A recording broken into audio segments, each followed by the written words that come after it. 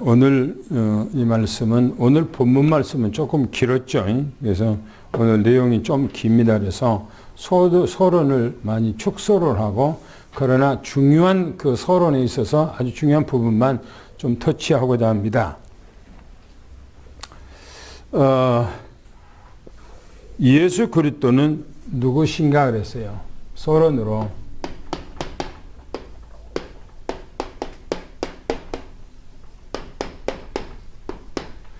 예수 그리스도는 누구신가? 그분이 여호와 하나님이라고 그랬어요.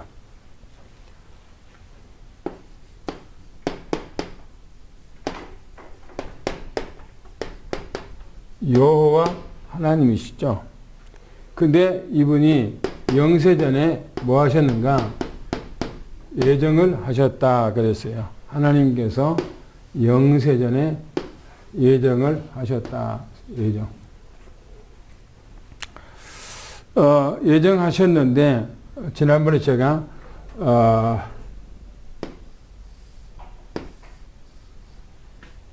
세 가지의 칸막이 이렇게 네모로 이렇게 했죠. 하나님은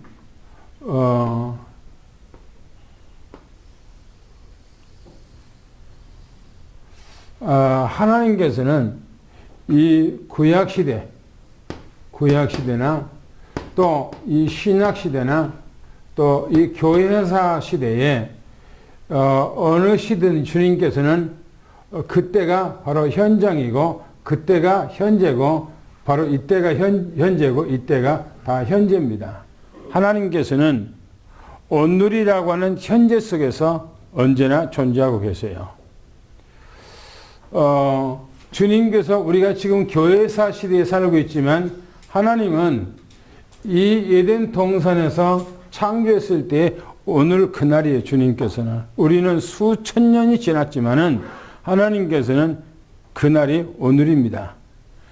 이 시대에 우리가 주님께서는 오늘이시지만 또 이 시대도 오늘이에요. 그래서 하나님께서는 시간이 없어요. 하나님께서는 언제나 현재 속에서 존재하기 때문에. 그래서 하나님께서는 바로 영세 전에 하나님께서 예정을 하셨는데 무슨 예정하셨는가? 이 예정을 하셨어요. 이렇게 하나님께서. 그래서 하나님은 오늘이라고 하는 하루 속에서, 현재라고 하는 하루 속에서 이걸 다 보고 있고 하나님께 그것을 현재로 지금 보고 있는 거예요. 하나님은. 그렇기 때문에 하나님은 전지전능하신 하나님이십니다. 우리 인간은 오늘이라고 하는 시간을 벗어나지 못해요. 그런데 하나님께서는 오늘이라고 하는 우리와 함께하고 있는 이 현장 속에서, 오늘의 현재 속에서 하나님은 이 전체를 다 오늘이라고 하는 하루로 하나님께서 보고 계신 것입니다. 그때 하나님께서는 분명히 창세기 1장 26절에 하나님께서 바로 이 계획을 이루기 위해서 하나님이 창조 사역을 하시죠. 우리 형상대로 우리가 사람을 만들고라고 하는 표현을 주님께서 하셨다고 그랬습니다. 그래서 이것은 바로 이제 복수를 써서 바로 이제 하나님은 세 분이다. 그렇게 이제 학자들과 목회자들은 그렇게 얘기합니다.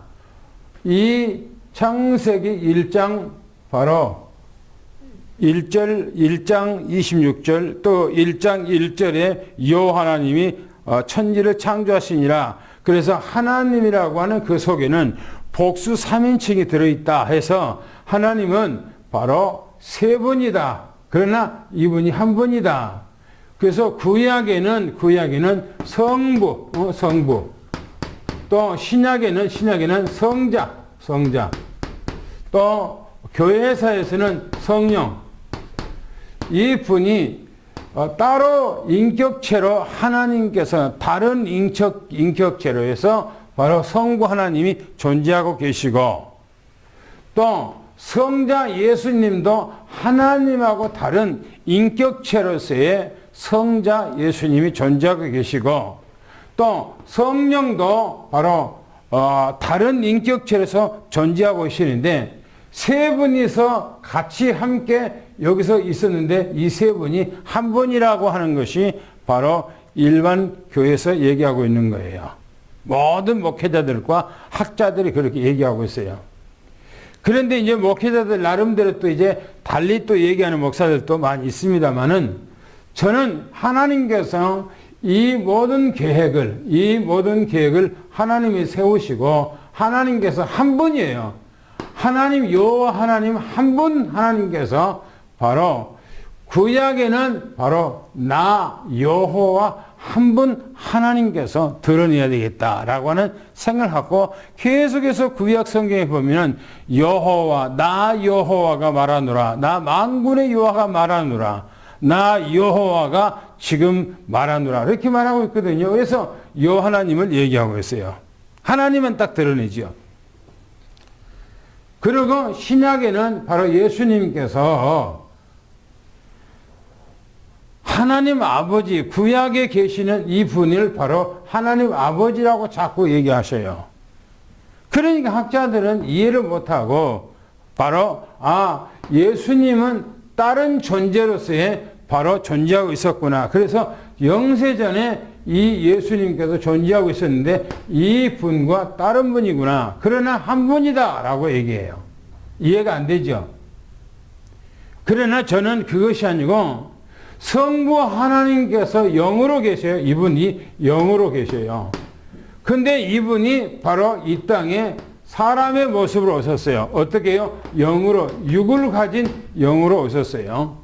그래서 예수님이 바로 하나님 아버지라고 얘기하고 자꾸 하나님 아버지 얘기하고 있는 것은 왜 그렇게 얘기하는가? 육신으로 이 땅에 오셨기 때문에 그렇게 표현하고 있다라고 하는 거죠.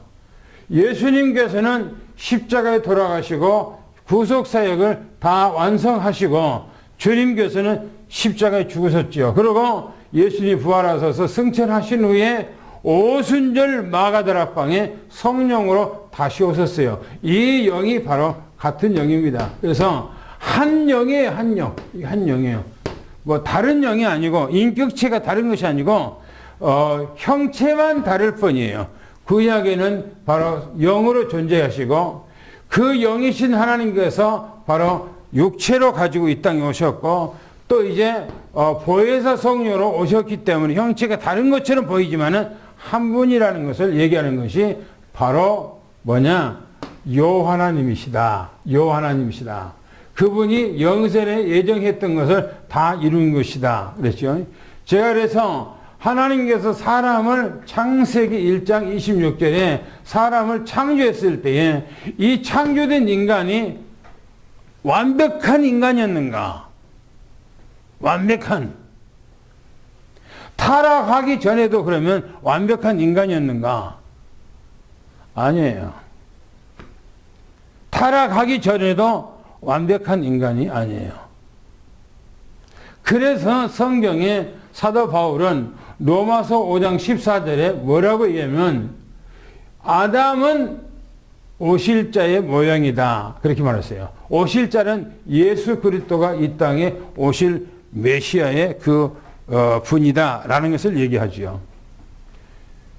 예수님께서는 바로 하나님께서 사람을 창조하시고 바로 성부 하나님께서 메시아로 이 땅에 다시 오실 것을 구약 성경에 얘기하고 있고 신약 성경에 예수님께서 사람의 모습으로 이 땅에 오셨어요. 그래서 우리 인간의 근본 문제 바로 창세기 3장 문제 이 문제를 예수님이 다 해결했지요. 그리고 성령으로 오셔서 예수 그리스도를 앞에 우리가 인도하죠. 그래서 성경에 예수님께서 말씀하시기를 내가 가면은 보혜사 성령 올 것인데 보혜사 성령은 진리 가운데로 너를 인도할 것이다. 진리는 뭐냐? 예수 그리스도를 인도하는 거예요. 그럼 예수 그리스도를 알게 되면 뭐냐? 하나님이 누군가를 알게 되었어요. 그것이 성경입니다. 그래서 성령이 아니고는 절대적으로 예수 그리스도가 누군지 알 수가 없고 예수 그리스도를 모르면 절대 성부 하나님을 알 수가 없어요. 알 수가 없어요. 그래서 이제 다음에 나오겠습니다마는 세례 요한이 예수님을 보고 하신 얘기예요. 보라, 세상 죄를 지고 가는 하나님의 어린 양이로다 라고 그렇게 얘기하고요.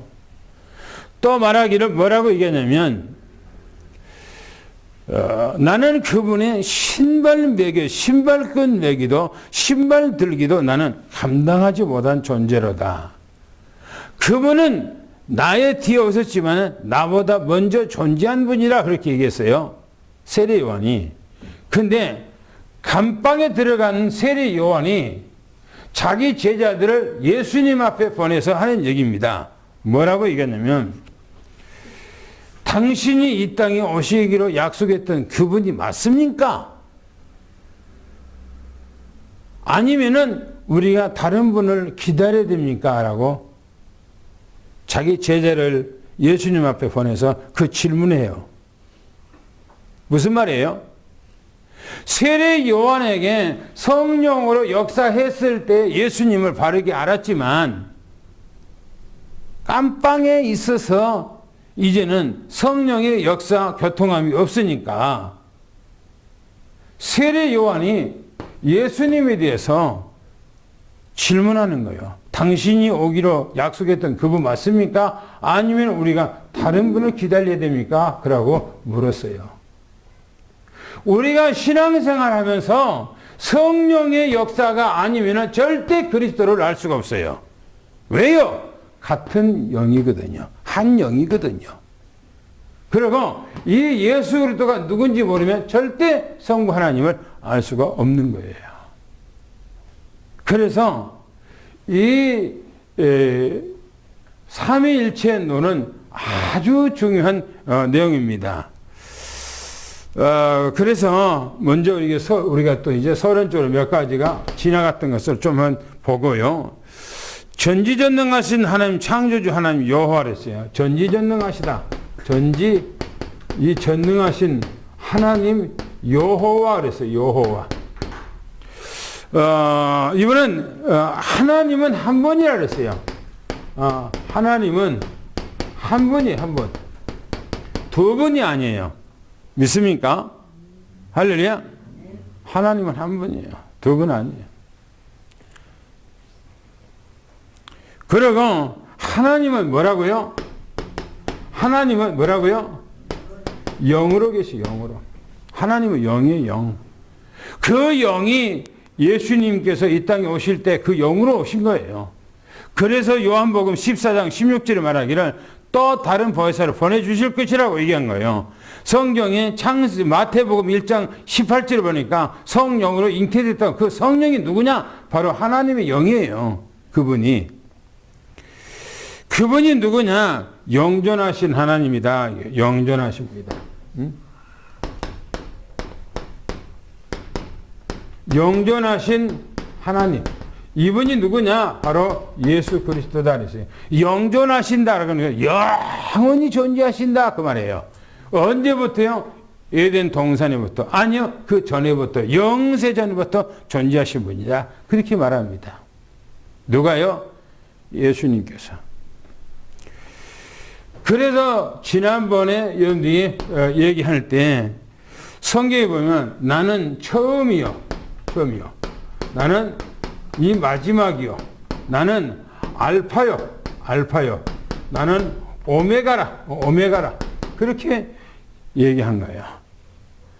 하나님이 나는 처음이요. 나는 마지막이다. 그 말은 처음이라는 것은 창세기 1장 1절에 있는 나는 처음이라는 게 하나님이라는 거예요. 그 다음에 마지막이라는 것은 요한계시록에 있는 모든 것을 다 이루고 성취할 그분이 바로 나다. 알파와 오메가 같은 뜻이에요. 같은 뜻. 성경에 보면은 이분이 누구냐? 예수님. 우리가 믿는 그 예수님께서 바로 우리와 함께해서 우리 모든 문제를 해결해 주고자 바로 이 땅에 육으로 오셔서 지금은 성령으로 우리와 함께 하신다는 사실을 미시간 축원합니다. 할렐루야. 세 번째로 보니까 그분이 누구로 오셨다고 그랬어요? 메시아. 그렇죠? 메시아로 오셨어요. 메시아는 누구라고 했습니까? 바로 예수는 누구라고 그랬죠? 바로 구원자. 그렇죠. 구원자. 어디서 구원자요? 죄에서. 여러분들의 죄에서 구원자. 할렐루야. 그럼 죄가 뭡니까? 이 죄가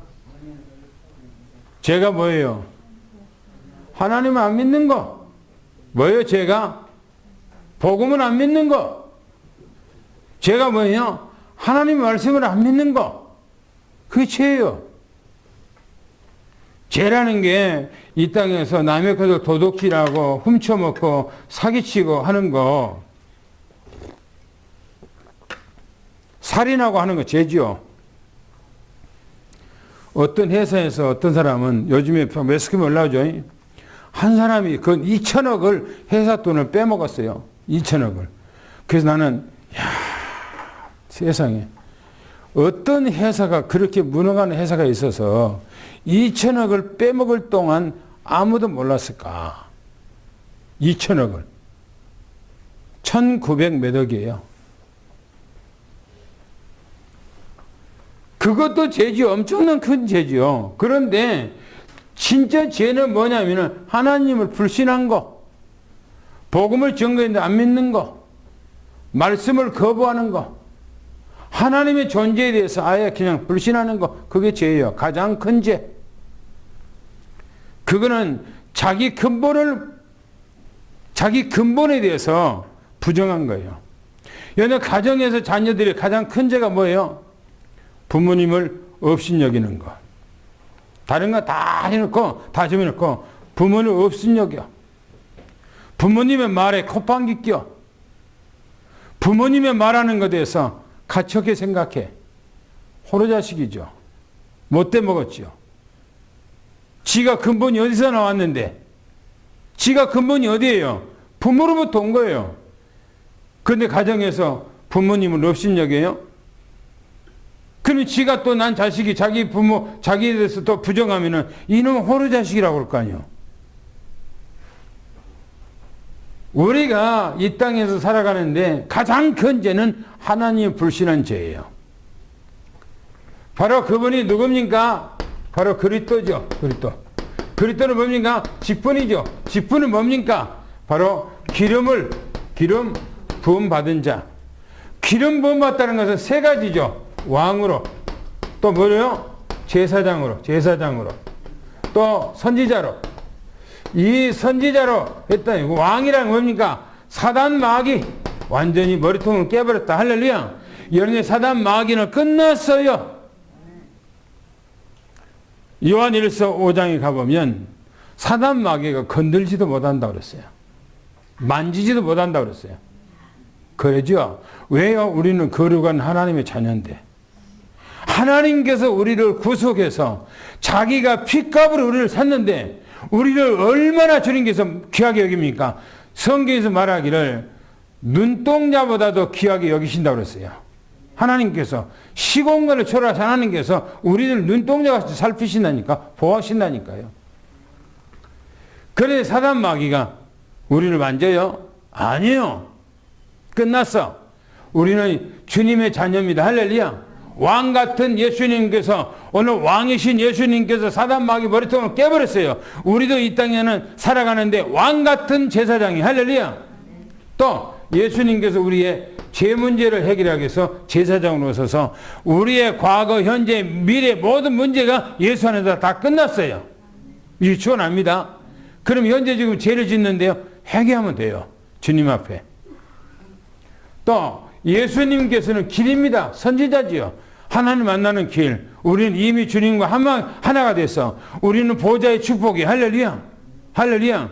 우리는 보좌예요. 우리가 보좌. 왜? 주님이 우리 안에 계시잖아요. 성령이 우리 안에 계시잖아요. 하나님 우리 안에 계시잖아요. 우리가 보좌지요. 할렐루야. 그러면 우리가 가는 곳마다 시공간의 역사는 하나님께서 우리와 함께하기 때문에 시공간에 가는 곳마다 하나님의 역사가 일어나죠. 미리 축원합니다. 하나님의 역사예요. 하나님의 역사.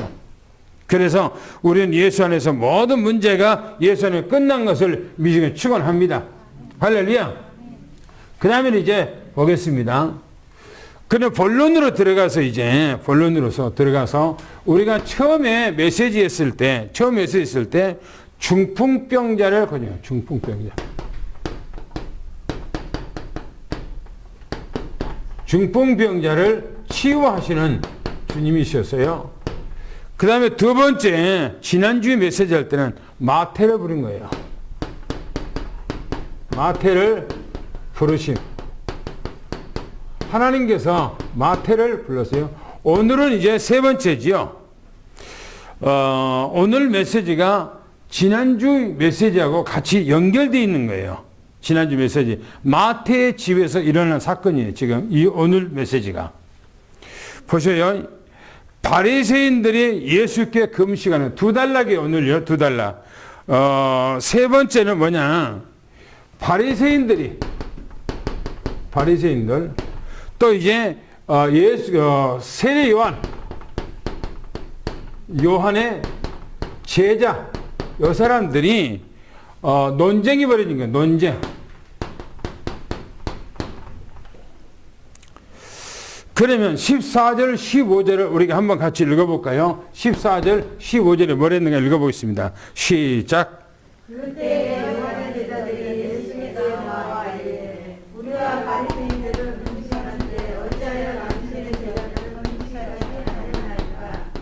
예수께서 그들에게 이르시되 혼인길 손님들이 신랑과 함께 있을 동안에 슬퍼할 수 있느냐? 그러나 신랑은 뼈아프게 나리니 그 때에는 금식할 것이니라.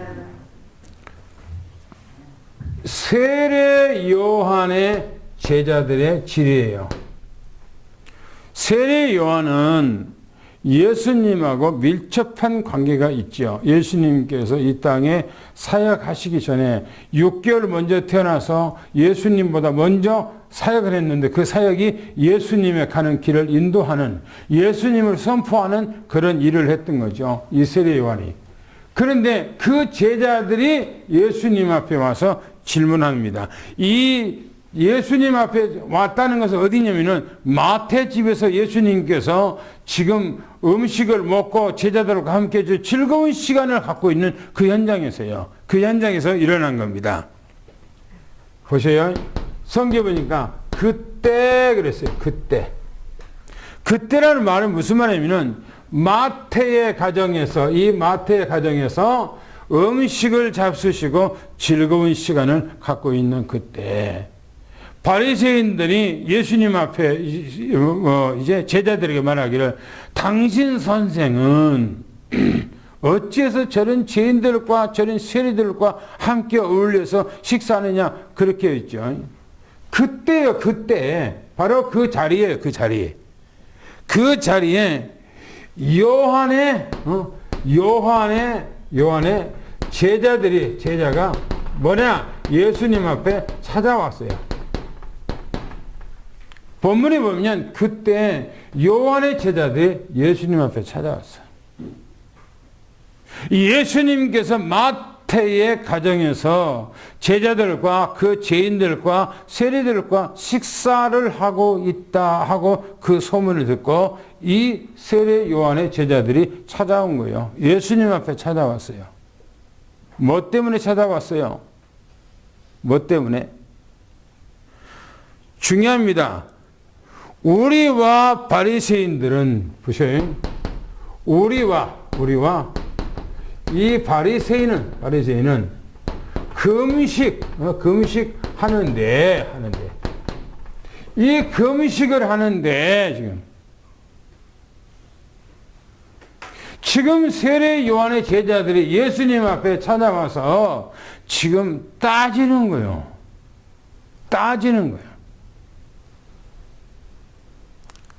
뭐라고 얘기합니까? 당신은 그 말이죠. 제자들과 왜 금식을 하지 않습니까? 그렇게. 무슨 말이에요, 이 말이? 이 말이 무슨 말로 들립니까? 우리는 금식하는데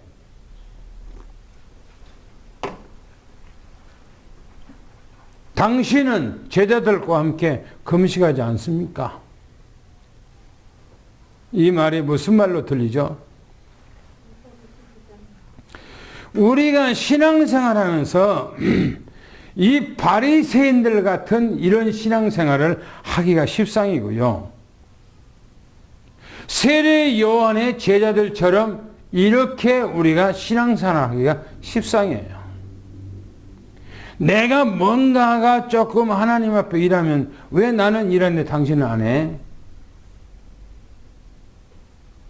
그러기가 쉬워요.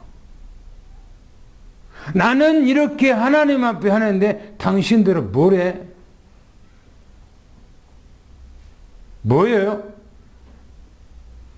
뭔가가 과시하려고 하는, 뭔가 의시하려고 하는, 나를 생색내려고, 자기를 드러내려고 하는 그런 생각을 하기가 쉬워요. 왜 우리는 이렇게 하는데 당신들은 안 합니까? 라고 지금 예수님 앞에 지금 따지고 묻는 거예요, 지금. 이 세례 요한의 제자들이. 이에 대해서 예수님께서 말씀하십니다. 예수님께서 그들에게 답을 하는 거예요. 답. 뭐라고 얘기합니까? 손님이 신랑과 함께 있는데 이 금식을 하겠는가? 그런데 결혼식장에는 여러분들 금식하는 장소입니까? 먹고 흥겹고 즐겁고 기쁜 장소입니까? 그죠? 손님들이 전부 다 지금 결혼식장에 축제가 벌어져야 할 그런 자리에서 전부 다 손님들이 금식하고 안 먹고 있으면 뭐예요? 분위기가 냉랭하고 쌀쌀하고 분위기가 아니죠. 그렇죠? 예수님은 우리의 신랑이셔요. 그죠? 그러면 우리의 신앙생활은 어떻게 됩니까? 우리의 신앙은 매일처럼 즐겁고 기쁘고 그래야 되죠. 신앙생활을 예수님과 함께 하면서 우리는 신앙생활하면서 뭔가가 율법에 매여서 신앙생활을 이게 해야 되냐 안 해야 되냐 이렇게 하면 하나님 얻어 터질 것이 아닌가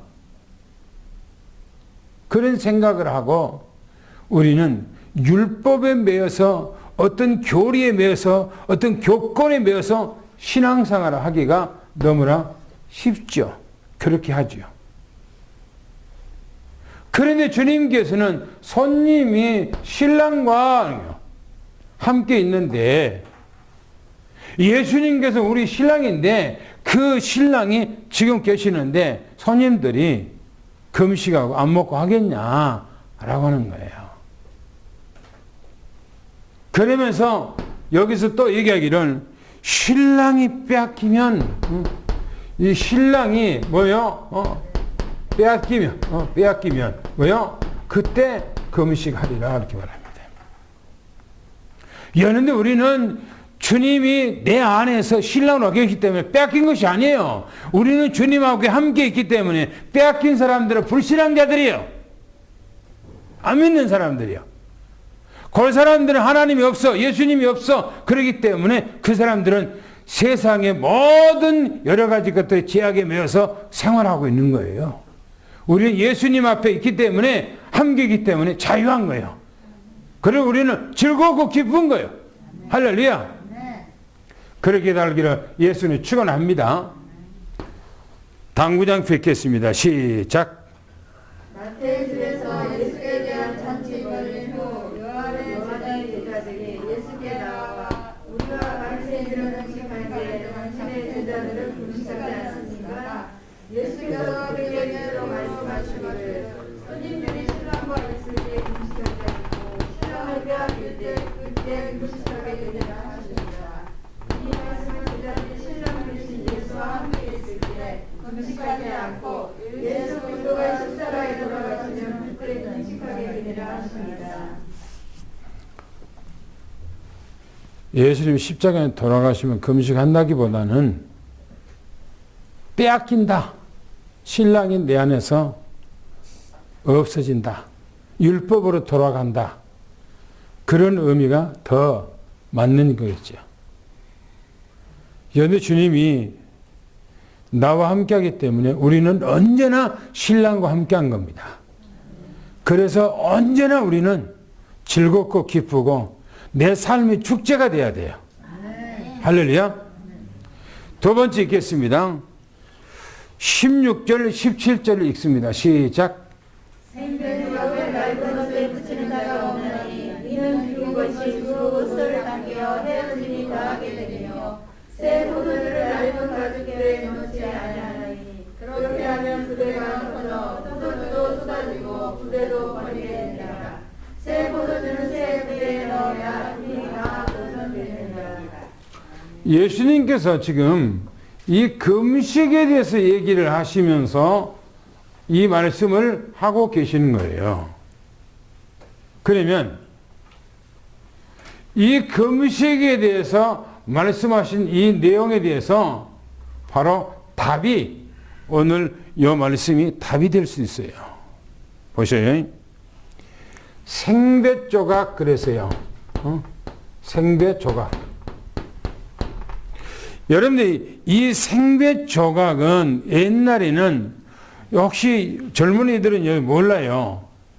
내 어렸을 때는 모시적삼 했어요. 우리 어머니들 어렸을 때 우리 시골에 보면 누에를 키우잖아요. 누에. 그러면 나중에 이제 누에가 이렇게 커요. 벌레가 이렇게 커져. 그러면 이제 이렇게 까보면 누래지거든요. 그럼 익은 거 이제 그게 집을 질 때가 됐다는 얘기예요.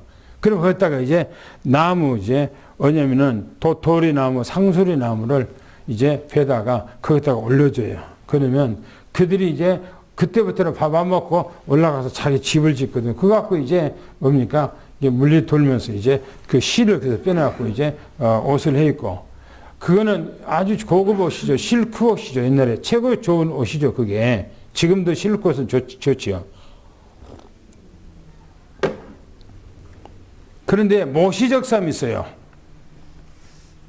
모시라고 하는 말은 지금으로 보면은 마약을 하는 모시 이파리 모시 연재 그 씨앗 같은 거 있죠. 모시 씨앗 이런 거 같고요. 이거 갖고 대마초를 만들어서 피워요 요즘에. 그래서 모시를 재배하는 데는 울타리를 쳐서 사람이 그걸 뜯어가지 못하도록 하죠. 그런데 모시파리를 전부 다 제거를 하고 나면은 그 모시를 이제 다 나무를 다 피우다가 그 껍데기를 벗겨요. 그것을 이제 갖고 실을 만들어, 실을. 이렇게 조금씩 쭉 뼈고 쭉 뼈고 이제 실을 만들어서 그 옛날에 그 어머니들 세대에 나이가 먹은 사람들은 여름에 보면은 허벅지를 쭉 내려놓고요. 허벅지 내놓고 거기다가 이제 이게 딱 해갖고 실을 잡고 두 개 묻혀갖고 허벅지도 올려놓고 쪼르륵 밀어요. 그러면 그 실이 딱 되거든요. 연결돼요. 그리고 계속 실을 만들어 가요. 그거 갖고 뭘 하냐. 나중에는 이제 옷을 만들어요. 옷을. 그러면은 옛날에 배틀자고 옷을 만들면요. 그것이 삶으면은 쭈그러져 그게. 쭈그러져요. 그래서 보세요. 생배 조각이에요. 생배 조각이에요. 이 생배 조각을 툭툭 가위로 잘라서 헌 옷은 오랫동안 옷을 입어서 이제 줄어질 때 다 줄어지고 이제 낡았어요. 그래서 낡은 옷에다가 성경에 보면은 낡은 옷이라고 그랬어요. 낡은 옷이라고 그랬어요. 이 낡은 이 생배 조각은 낡은 옷 그 떨어진 데다가 대갖고 이 꼬매놓으면 나중에는 삶게 되면은 그것이 생배 조각이 쩔어져 약간 쩔어져요. 그러면 그것이 이제 뭡니까 낡은 옷을 땡기게 됐어요. 땡겨. 그러면 이제 뭡니까 오글오글 하면서 땡기니까 그것이 이제 옷이 찢어지기가 쉽다는 거예요. 그게 그냥 찢어진다는 거예요. 그래서 뭐냐 이거 생배 조각은 뭘 말하냐 바로 복음을 얘기하고 있어요. 복음 새것 복음 낡았다 이것은 뭐냐 바로 율법을 얘기하고 있습니다. 율법과 복음은 뭐라고 말합니까? 하나가 될 수가 없다 그 말이에요. 하나가. 그래서 보세요. 여기서 말하는 건 이들은 자꾸 금식을 해야 되느냐 말아야 되냐, 지켜야 되냐 말아야 되냐, 왜 안 하냐, 왜 안식일 안 지키냐, 왜 죄인들하고 같이 먹느냐, 왜 금식을 안 하냐, 자꾸 율법적인 입장에서 자꾸 이렇게 얘기하는 거예요. 그런데 예수님께서 그에 대해 말하기를 생배 조각을 낡은 붓에다가 붙이지 않는다. 낡은 옷에다가 붙이지 않는다. 그러면 함께 뭡니까? 찢어지기 때문에. 이 말은 무슨 말입니까? 함께 할 수 없다. 그 말이 함께 할 수 없다. 율법과 복음은 공존할 수가 없는 거예요. 공존할 수가 없는 거예요. 또 보세요. 뭐라겠는가? 이렇게 얘기하고 있어요. 새 포도주 그랬어요. 새 포도주. 이게 새 포도주는 복음입니다. 지금 복음을 얘기하고 있어요. 그리고 뭐라고 하냐면 낡은 가죽 부대예요. 가죽 부대. 이게 율법입니다. 율법. 낡은 가죽 부대. 그런데 낡았어요. 오래 써먹었어. 그런데 새 포도주를 만들면은 여러분들이 포도주는 묵을수록이 고가예요. 포도주 한 병에 500만 원짜리가 넘는 것이 시중이 많아요. 한 병에 500만 원. 그리고 더 오래된 것은 몇 천만 원이에요. 포도주 한 병에. 저는 그런 것을 한 번도 맛을 못 봤기 때문에 어떤 맛인지 모르겠어요.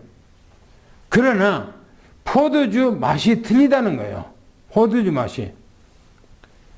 그런데 새 포도주를 만들었어요. 그러면 이 포도주를 가죽 부대에다 담아서 오랫동안 몇 년 동안을 묵혀놔야 돼요. 그러면 그 포도주는 질 좋은 포도주로 숙성이 돼요.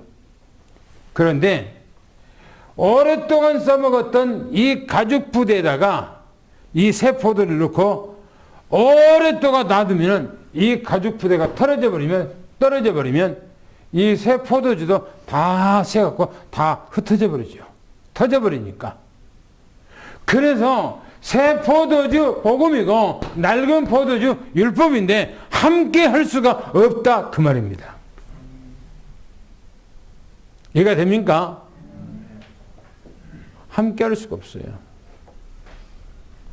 예수님은 복음이고 모세는 외적으로 봤을 때는 율법이잖아요. 연히 우리는 율법이 아니고 우리는 복음입니다. 할렐루야. 예수님은 복음이고 이 바리새인들과 세례 요한은 제자들은 뭡니까? 율법이에요. 율법. 그렇기 때문에 예수님 앞에 찾아와서 하는 얘기가 왜 저런 세례인들과 저런 죄인들과 함께 먹고 마시냐? 왜 우리는 지금 금식하고 있는데 금식 기간에 금식도 안 하고 지금 그렇게 먹고 그렇게 하냐? 따지고 들은 거야. 우리는 복음의 삶을 살아가기를 예수 축원합니다. 할렐루야. 당구장 뵙겠습니다. 시작.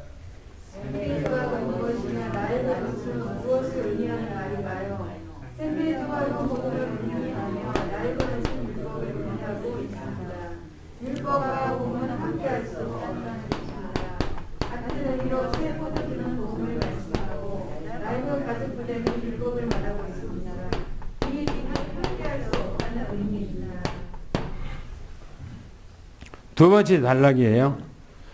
이제 네 번째죠. 우리가 주일날 메시지 단락으로 해서 네 번째인데 생명을 구원한 믿음이에요.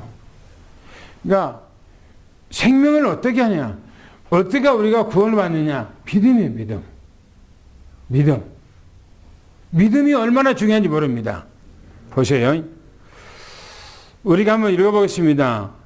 그런데 예수님께서 이 지금 세례 요한의 제자들과 바리새인들과 지금 마태의 가정에서 이렇게 지금 얘기를 하고 있었을 때에 지금 관리가 찾아와서 관리집으로 가던 중에 지금 혈루증 여자를 만나서 그 문제가 해결받고 이제 관리집으로 들어가서 문제가 해결받는 그런 얘기입니다. 그러나 저는 이 얘기를 같이 연결해서 조금 이렇게 말씀을 증가하고 싶어요.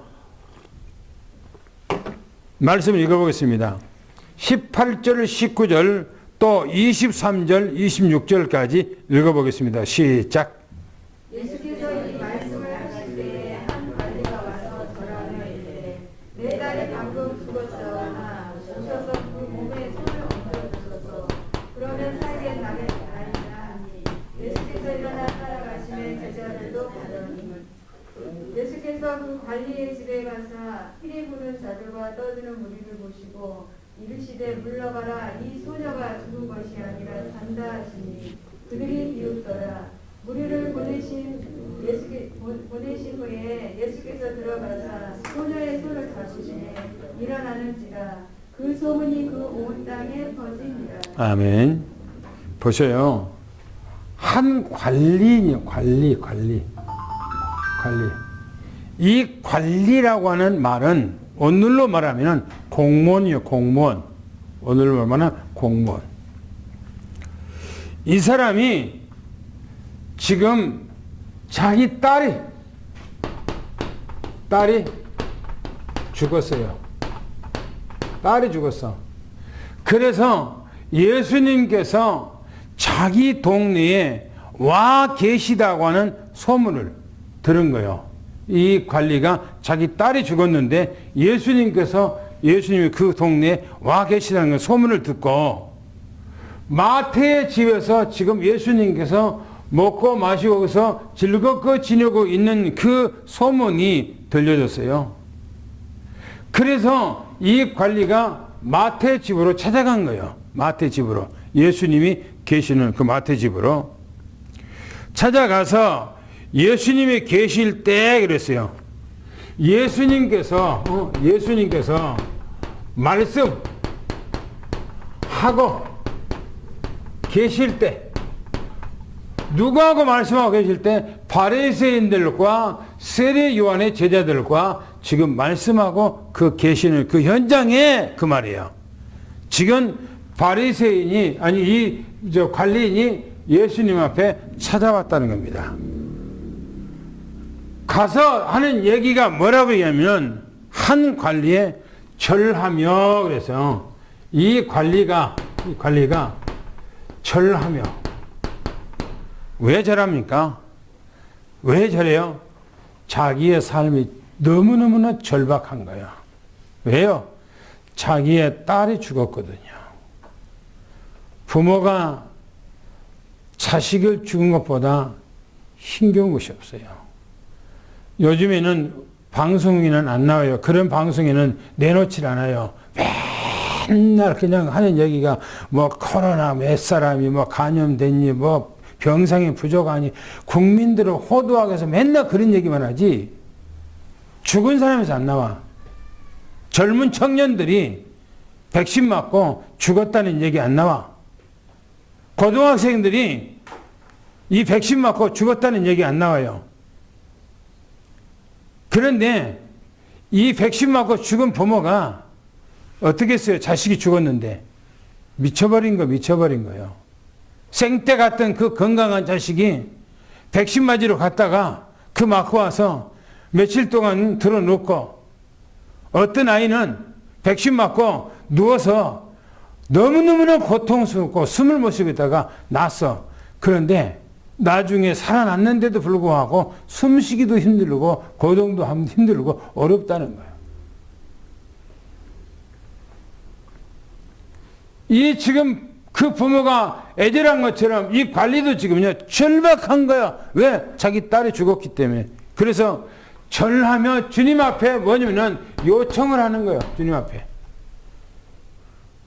뭐라고 얘기합니까? 내 딸이 방금 죽었습니다.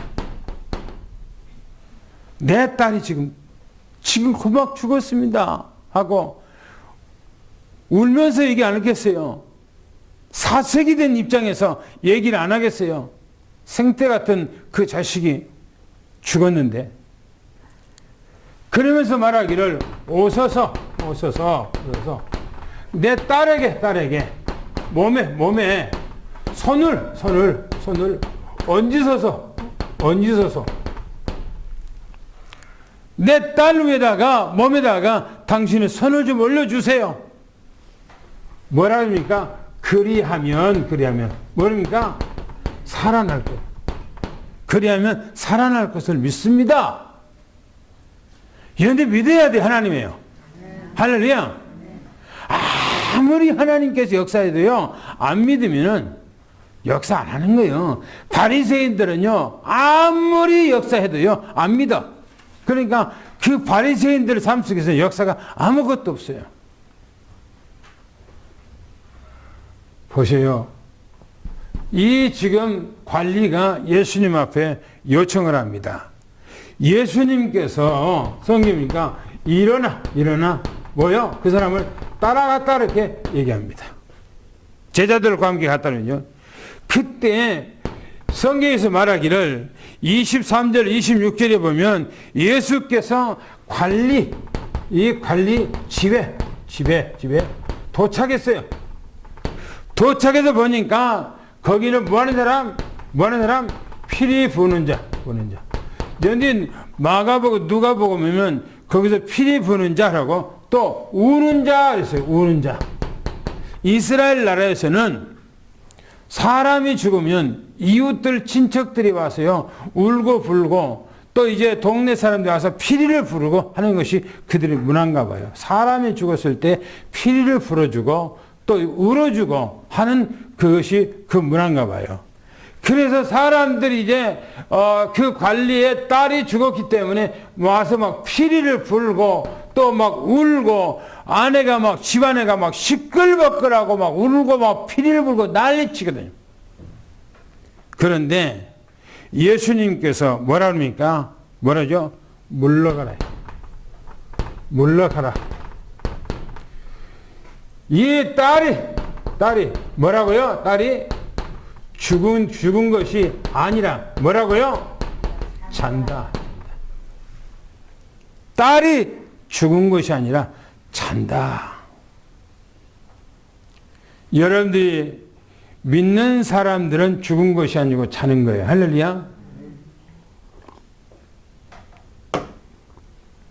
그러나 안 믿는 사람들은 죽었다는 거예요. 사망했다래요. 그런데 보세요. 그들이 뭐라고요?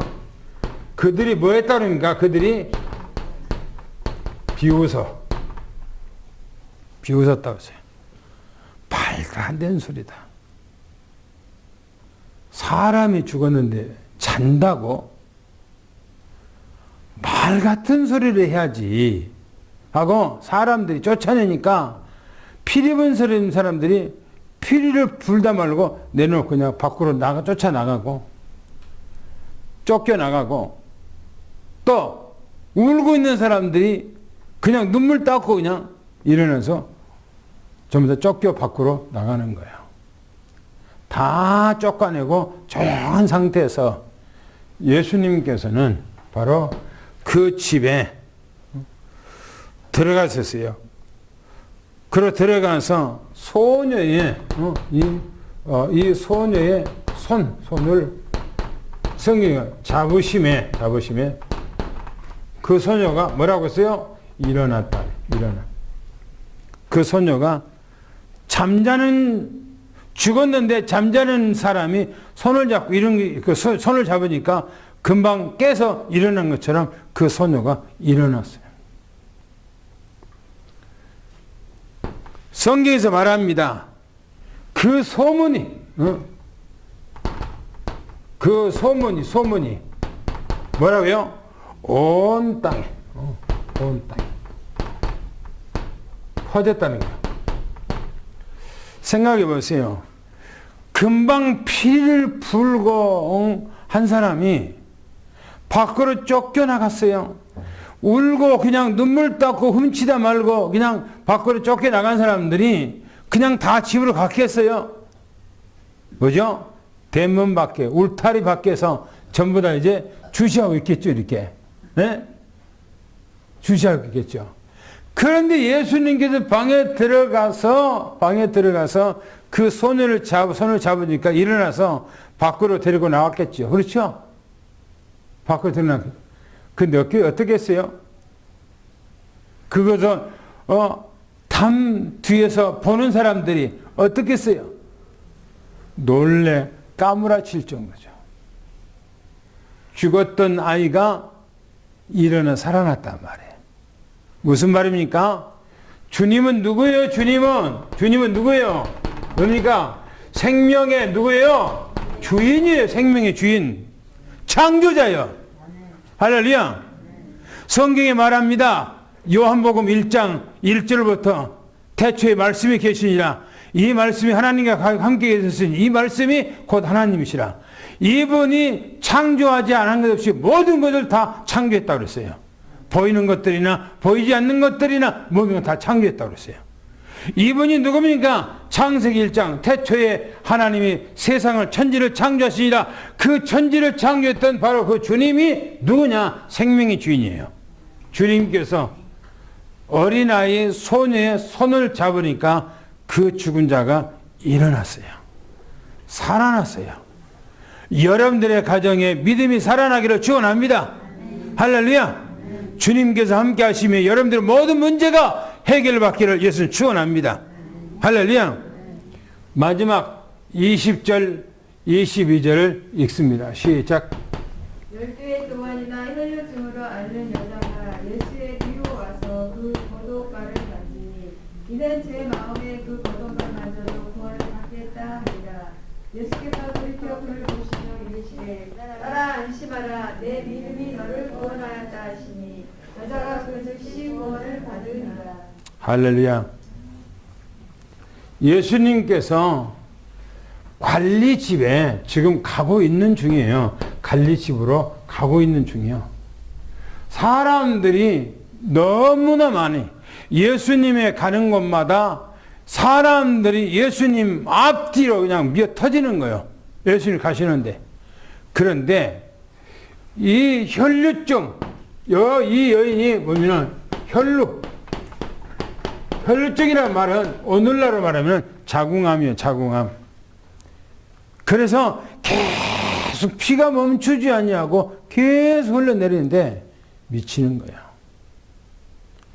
여러분들이 손해가 분명히 뭔가가 문제 있어서 여기서 피가 나는데 안 멈추고 계속 흘러나오는데 손에서만 피가 흘러나와도 여러분들이 염려하고 근심할 거예요. 그런데 이 여자가 혈류증 알아서 암이란 말이에요. 계속 피가 흐르는 거예요. 근데 한번 생각해 보세요. 이 여자의 그 혈류로 고통당했을 때의 이 삶을 한번 생각해 보세요.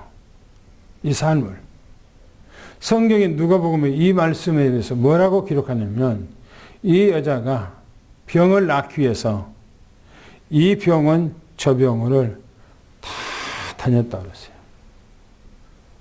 그리고 이 의사 저 의사에서 영하다고 하는 의사들에게 다 찾아다녔어요. 못 고쳤다고 그랬어요. 아픈 사람들의 특징이 뭔 줄 압니까? 아픈 사람들이 특징이 모든 의사가 뭘 고쳤다, 뭐 약이 좋다면 아 저건 내가 먹으면 낫지. 아 저 의사한테 가면 내가 치료받지. 그게 아픈 사람의 특징이에요. 어디 TV에서 약선전 나오면 아 저거 먹으면 나도 낫겠다. 그게 특징이라니까. 아픈 사람의 특징이요. 그런데 이 여자가 12년 동안이나 그렇게 이 병원 저 병원 다니고 이 의사 저 의사한테 다녀서 처방을 받고 약을 먹었는데 안 나는 거예요. 그리고 성경에 뭐라 하면은 있는 재산도 다 탕진해 버렸다고 했어요. 뭘로요? 병으로. 여러분들 가정에서 불치병 하나만 딱 알았다 그러면요. 여러분들 가정에 탕진하는 것은 아무것도 아니에요. 재산 날아가는 거 아무것도 아니에요. 요즘에 그러더라고요. 어떤 사람이 그러더라고요. 아산병원에 또 서울대병원에 입원만 하더라도 하룻밤 갔다 오는데 200만 원, 300만 원 든대요. 하룻밤 자고 응급실에 가서 하룻밤 자고 오는데 암 진단하고 하면은 계속해서 돈이 막 말할 수 있도록 몇 천만 원 들어가는 거 아무것도 아니래요. 근데 이 여자는 12년 동안이나 그렇게 혈류증으로 고생했어요. 보세요. 뭐라면은 12년 동안 앓는 여자라 그랬어요. 성경이니까. 앓은 여자. 12년 동안이나 얼마나 사단 마귀에게 병마에게 잡혀서 실험하고 고통하는지 이 여자가. 그런데 이 여자가 뭐냐? 이 여자가 혈류증 앓았던 갈급한 여자죠. 근데 이 여자가 성경에서 뭐라고 얘기하냐면 예수님에 대한 소문을 들었어. 예수님 앞에 예수님이 가는 곳마다 죽은 자도 살리고 소경도 눈을 뜨게 하고 중풍병자도 고쳐주고 문둥병자도 치료해주고 예수님 앞에 와서 귀신 들린 자 누구든지 다 고침을 받고 예수님 앞에 와서 못 고치는 사람 하나 없이 전부 다 고쳤다라고 하는 이 소문을 들었어요. 이 소문을 들었을 때에 이 여자의 심정이 어떻겠어요? 박동이 뛸 거예요. 심장이 뛸 거예요. 나도 저분한테 가면은 내 병을 치료할 수가 있다. 확신을 가졌을 거예요. 여러분들이 우리는요, 확신을 가진, 믿음의 확신을 가져야 돼요. 할렐루야. 믿음에는 확신이 있어야 된다니까요. 확신이 없이고, 아이고, 그렇게 될 것 같을까? 아, 진짜일까? 믿으면 하나님의 역사가 일어나게 돼 있어요. 보세요. 소문을 들어서 이 여자가요. 그러고 예수님 앞에 갔어요. 예수님을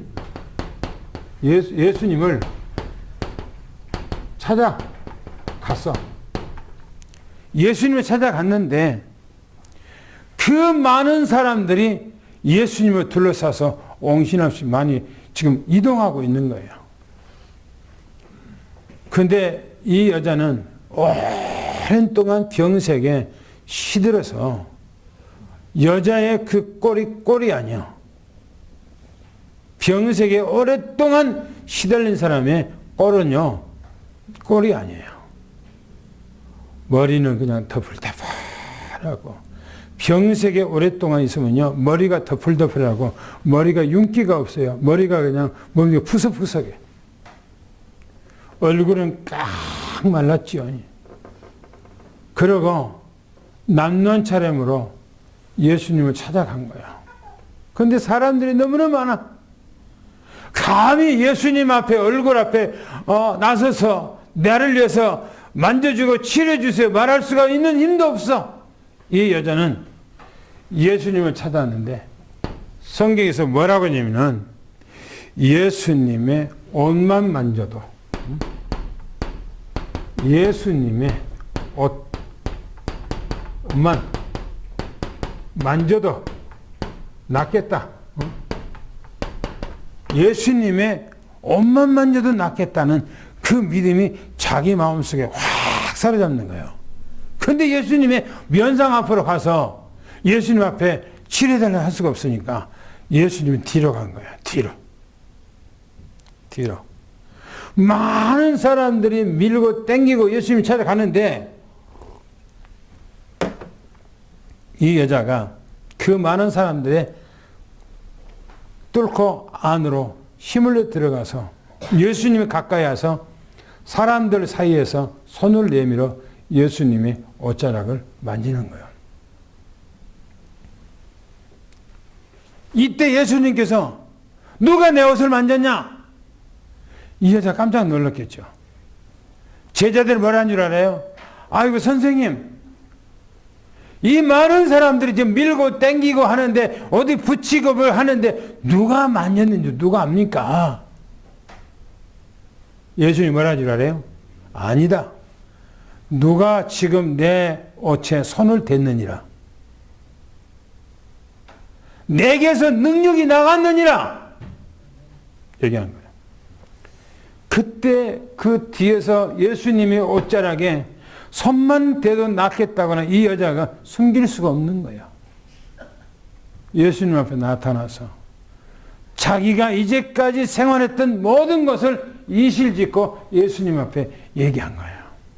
내가 12년 동안이나 혈주 알아서 날마다 하혈하고 너무너무나 고통스럽고 내가 그렇게 이 병은 저 병은 다 되고 이 의사 저 의사 다 많고 내가 낫지 못하고 있는 재산 다 탕진하고 이렇게 지금까지 살아왔습니다. 그런데 주님에 대한 소문을 내가 듣고 내가 믿음이 생겼습니다. 주님 앞에 내가 가서 주님 앞에 가서 가기만 하면 내 병이 나을 걸로 나는 확신합니다.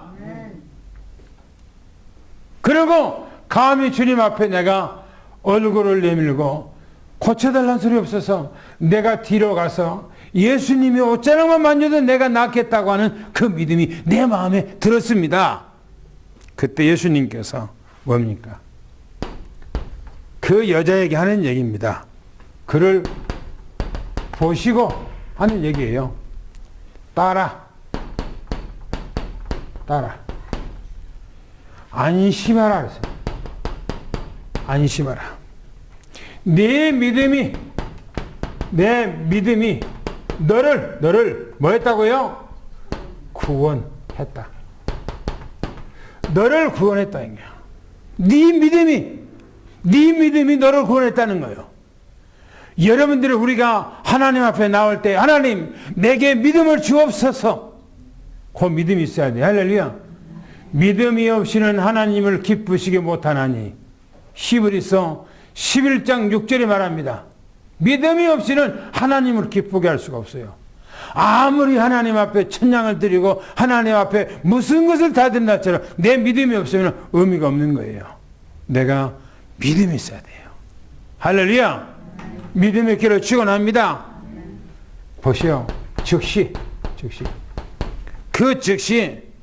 구원을 받았다고요. 구원을. 이 여자가 그 즉시 구원을 받았어요. 주님은 우리의 치료자입니다. 할렐루야. 주님은 우리 치료자입니다. 우리 생명의 주인입니다. 우리 신랑입니다. 우리는 날마다 이 주님과 함께하는 거예요.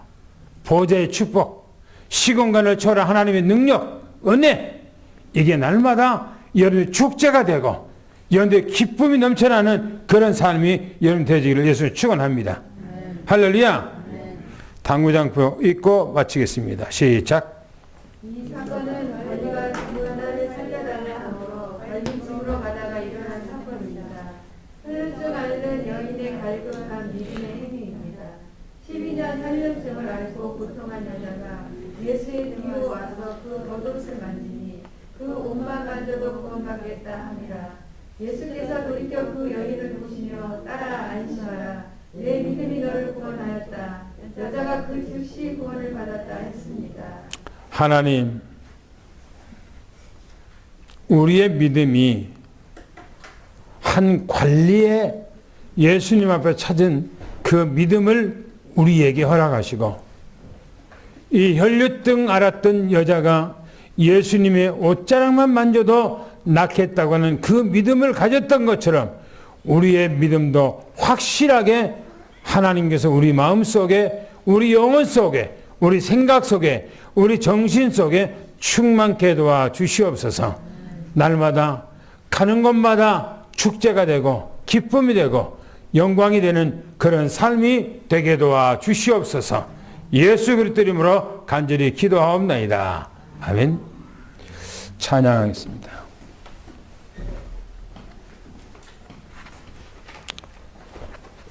(6장) 합니다.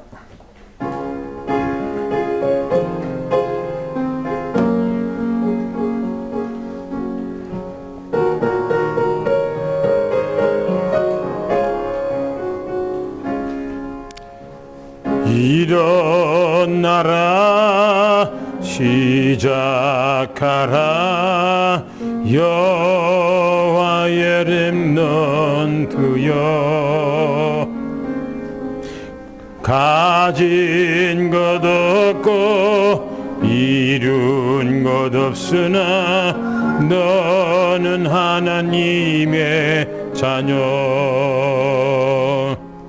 참 언약의 하나님 언약적 축복으로 시작하시리